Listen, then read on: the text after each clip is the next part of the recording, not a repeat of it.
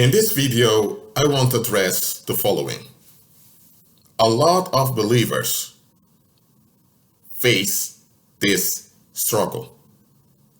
They cannot let go of how they were raised.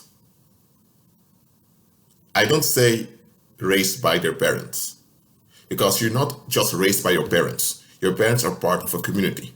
So everyone is raised by a community, by an environment. And your parents are just two agents involved in this environment. So it's an environment that raised you. The native language you speak, your first name, many of your mannerisms came from your environment. It's natural that you, as a tiny human being, that's a baby or a small child, that you adapt because you have no other option. If you don't comply and you get along to your environment, you'll die. Either due to accidents or because people kill you. Well, it happens, people kill children out of frustration or whatever. So, as a tiny human being, you know I need to comply or else I don't have food, or else you know you have to comply. And it's in you as a human being to comply with the environment, to be at harmony with the environment. So it's not just that you have to, of necessity, as a human being, you have it in you to comply with your environment. You want to. So we all complied with environments we came from, or else we wouldn't be alive today. Some had very toxic environments, others had more relaxed environments. It doesn't matter whether your environment was extremely toxic or whether your environment was relaxed. We all grew up in the world. And the world is run by devil worshippers, headed by Apollo, Satan's Nephilim son. That implies that Satan, who is the father of lies, deceives the whole world. So your environment or background where you grew up was also deceived. So you grew up in deception. Without you being aware it's deception, because if you were aware it's deception, you would have been deceived. You have been deceived. Some were deceived more than others, but it doesn't matter whether someone has been deceived more than other people. We all have been deceived. So all of us, no exceptions, need to reflect and process how we were raised. If you grew up in a relaxed environment and your parents were relatively healthy, they still had thinking patterns that the world conditioned them into that were not right. So you reflect on how you were raised and you process how your parents were to you, and you process out of your mind things that don't line up with Christ. You retain the good they brought to you, but you process out of your mind everything that goes against Christ. If you come from a very toxic background, you process the fact that you're still alive, you survived it, and you process out all the traumas that were done to you. Everyone that walks this earth needs to reflect and process on how they were raised. Everyone. No one is excluded from this. So, what happens when someone does not want to reflect nor process how they were raised? They're operating in darkness. They're stuck. They can't move forward. And there are believers out there who are stuck. They can't move forward because they don't reflect on how they were raised. You need to reflect on how you were raised in order to process how you were raised. First, you reflect on it, and it's after you reflect on it, you're able to process it. And the reflection may be painful because you may remember things or notice things about your parents or your relatives or your environment that's quite painful for you to accept. It doesn't have to be that your parents left you when you were a little baby. It doesn't have to be that you had an alcoholic or sexual abusive father. It doesn't have to be something extreme. It can just be that you realize that the people around you didn't want any solutions. So they enabled harm. And that harm also affected you in painful ways. That can be a painful thing for you to reflect on, but you need to reflect on it because it's only then you can process it. And by processing it, the wound closes and demons can't use it anymore. As long as you don't process how you were raised, evil spirits have a hold on you. They have easy access to you, and in some cases they can even take you over. And you don't want that, because when evil spirits take you over, they do dirt through your body, and you'll be the one who have to face the consequences. You don't want that. Neither do you want the evil spirits to be able to trigger you so easily. You don't want to make it easy for evil spirits, nor for reprobate human beings to get a hold on you, nor to use you and misuse you and abuse you for their selfish purposes. You don't want that. In order to be ahead of all of these things, you need to reflect on how you were raised. All of us have something we need to process out of our minds. All of us have things we have to be thankful for, but all of us also have things we need to process. A lot of you have been raised the wrong way, because you've been raised into trusting the authorities unconditionally. You've been taught as a child, as long as you comply with the rules, everything will be fine. Daily life shows you this is not the case. Daily life shows you that there are people who are now in prison for a crime they didn't commit. And the only reason they're still in prison is because it's a political sensitive thing to admit that the legal system was wrong. So to preserve the trust of the commoners in the legal system, the court will not admit that they were wrong. So to preserve their institution, they will sacrifice the well-being and life of that man who's in prison for something he didn't do. Such things happen. So then you realize, oh, so it can happen that one day I can be arrested for something I didn't do, and I may have to spend years behind bars, losing time of my life because people don't want to admit that things are wrong. Yes, such things happen. If you were raised by your parents to look at the bigger picture and to always avoid contention because things may get out of hand, then your parents did something right. I'm not saying your parents were right, okay? They may have been abused, they may have had other issues, but if they at least taught you that, they did something right. But you have parents who are brainwashed by the system, and they teach their children, as long as you comply with the system, everything will be fine for you. Everything will work out for you. They teach you to work hard, to only speak when you are asked to always be polite, to always say yes sir, yes ma'am. They teach you all these things that make you an easy target in society. But because people don't bother with you, because they are at ease with you, you think you were raised well. You were not raised well.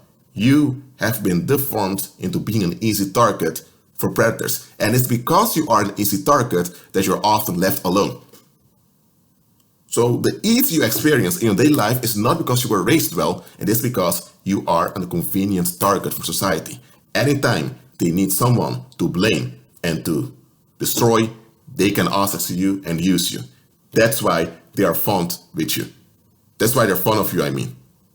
If you were raised in the ghetto, you grew up amongst drug dealing, you grew up amongst gangsters and all of that, but your family taught you to always examine things when your radar goes off, you are far better off than someone that was raised in a brainwashed environment.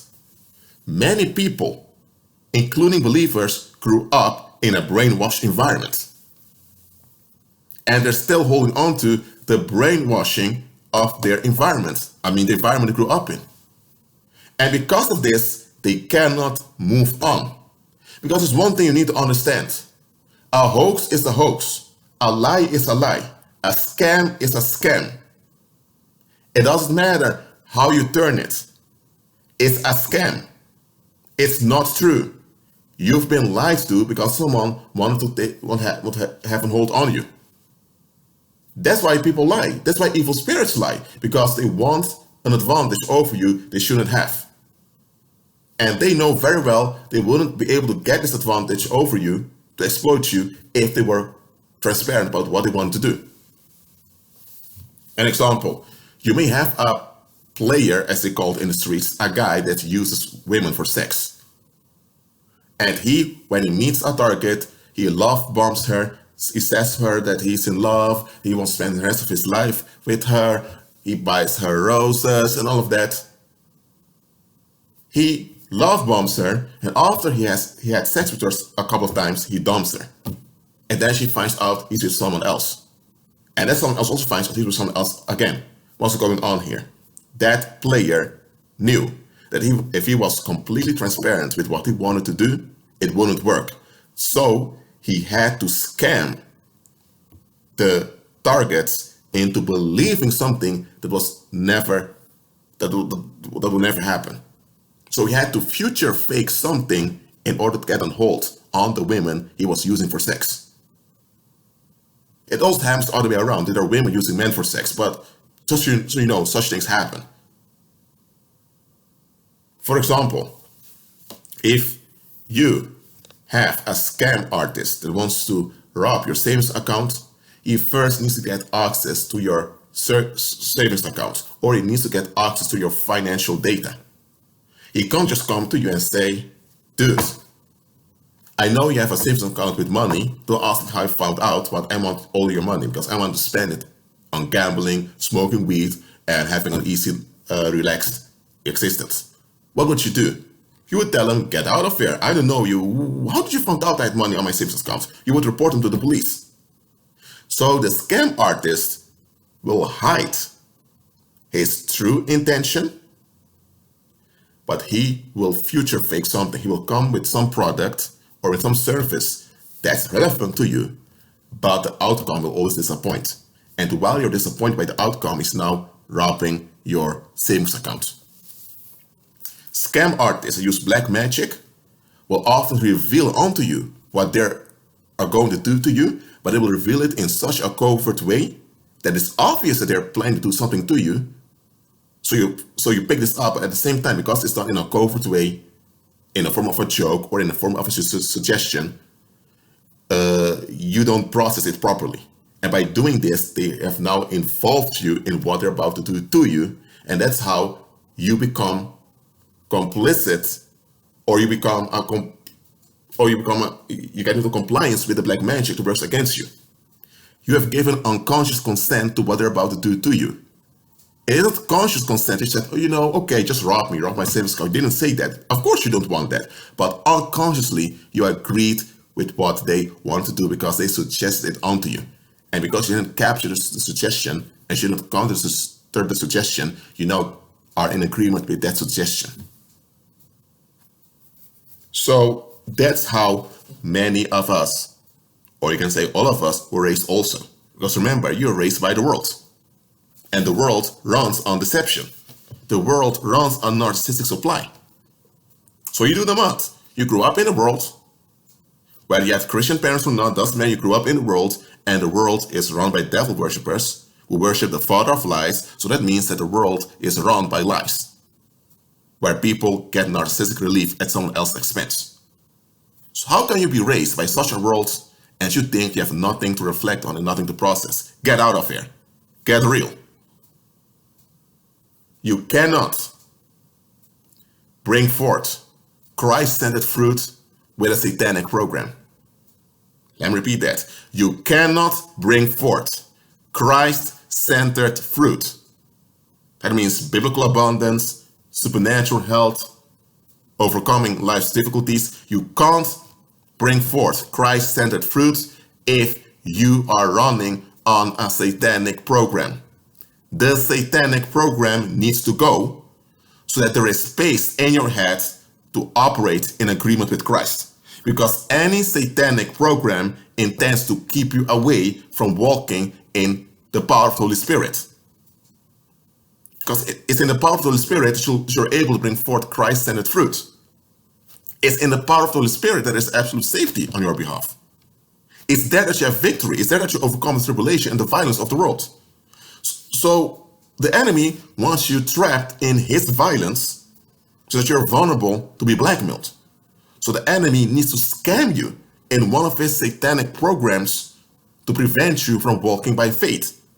And that's the issue with many believers today. They are running on satanic programs that they were raised into. And they just can't accept that the way they were raised was a satanic program. It doesn't matter whether they admit it or not. You cannot bring forth Christ-centered fruit if you are running on a satanic program. And here's another thing. You cannot cast out demons that are part of a satanic program that you're operating in. If you're operating in a satanic program, the demons are activated and sponsored and financed by you operating in that satanic program. So how are you going to send demons away or cast demons out that you yourself are sponsoring? How are you going to do that? Let me give an example. Let's say you are a landlord and you have several renters that you want to kick out because they're causing noise, they're causing a lot of trouble. The police have to come a lot of times because they are dealing drugs, so you want them out. But you have a contract with them that said that they are guaranteed 1 year of living in your complex. And in the contract is nowhere written that if they don't pay any rent that they are supposed to leave. Because in any rent contract it's written, if you don't pay rent, after 2 or 3 months you're out. But here in this contract you guarantee them 1 year of residence. So what happens if you want to kick them out? They will call the police. And when they show the police the contract, the police will tell you, sir, even though they're causing trouble here, we can't help you and you're not allowed to kick them out because you agreed to them that you will allow them to live on your property for at least a year. If you want to break this agreement, you will have to pay a lot of money to them and as well as to the notarial officer to have to unbind the contract. So get it straight. You have people living on your property that are causing harm and you can't kick them out because you are in agreement with them. So anytime you come and you tell them, out of my house, I want you out of here by tonight, or else I'll kick you out. Okay, you kick them out. 2 days later, they're back. You keep kicking them out and they keep coming back. Why are they keep coming back? They keep coming back because they have a security, and that security is the agreement you have with them. So anytime they come back and you'll kick them out again, they keep coming back, and after a while, they'll even call the police on you because you are making them homeless. And the police will take their side because there is an agreement that they have a right to stay there for at least a year. So as long as that year hasn't passed, you have to put up with them. And that is what I mean. Many believers are casting out demons over and over again. They're praying, decreeing, and declaring, but things keep coming back. Why? Because they're running on a satanic program. They have agreements they haven't forfeited. And I'm not going to speak a lot about satanic agreements here because I've spoken about satanic agreements a lot in the past. Check my previous videos. I have over 4,000 videos. Many of them, I believe at least around 20 or 30, I think, are about satanic agreements and magical thinking. So understand this, believer. You cannot be delivered if you are running on a satanic program. You can't be delivered from a prison you agreed to stay in. You can't be released from a prison you don't want to acknowledge is a prison. Let me say it like this. You cannot sleep with Satan and expect to have healthy babies. Not going to happen. Now that example is a bit extreme, but you know it's a parable. But that's what a lot of believers do. They're sleeping with Satan. Figuratively speaking, as you understand, they're sleeping with Satan, yet expect to have unhealthy offspring. Not going to happen. It cannot happen. You need to unlearn how you were raised and learn how to walk by faith. If there are good things from your upbringing that you can use in daily life, then use them for practical reasons in daily life. But don't cling on how you were raised. Always look at the bigger picture. Again, walk by faith. Don't run on a satanic program. Be at peace.